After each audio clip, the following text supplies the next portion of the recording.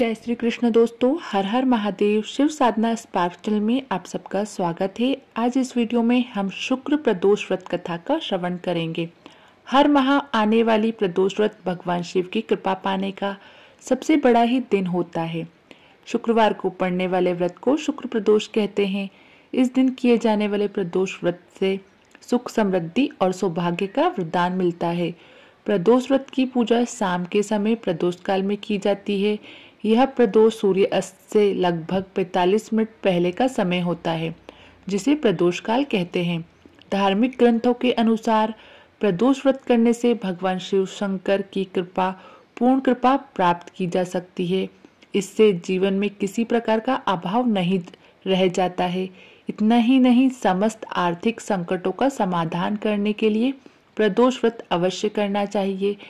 इस व्रत के प्रभाव से हर तरह के रोग दूर होकर बीमारियों पर होने वाले खर्चे में भी कमी आती है। भगवान शिव को ज्ञान और मोक्ष का दाता माना गया है, अतः अध्यात्म की राह पर चलने वाले को प्रदोष व्रत अवश्य करना चाहिए। आज शुक्र प्रदोष है, तो हम शुक्र प्रदोष व्रत की कथा का श्रवण करेंगे। एक नगर में 3 मित्र रहते थे, राजकुमार, ब्राह्मण कुमार और तीसरा धनिक पुत्र। राजकुमार और ब्राह्मण कुमार विवाहित थे। धनिक पुत्र का भी विवाह हो गया था, लेकिन गौना शेष था। एक दिन तीनों मित्र स्त्रियों की चर्चा कर रहे थे।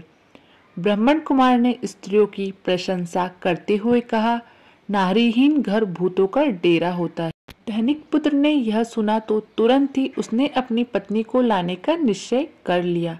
तब धनिक पुत्र के माता पिता ने समझाया कि अभी शुक्र देवता डूबे हुए हैं, ऐसे में बहू बेटियों को उनके घर से विदा करवा लाना शुभ नहीं माना जाता। लेकिन धनिक पुत्र ने एक नहीं सुनी और ससुराल पहुंच गया। ससुराल में भी उसे मनाने की कोशिश की गई, लेकिन वो जिद पर अड़ा रहा और कन्या के माता पिता को उनकी विदाई करनी पड़ी।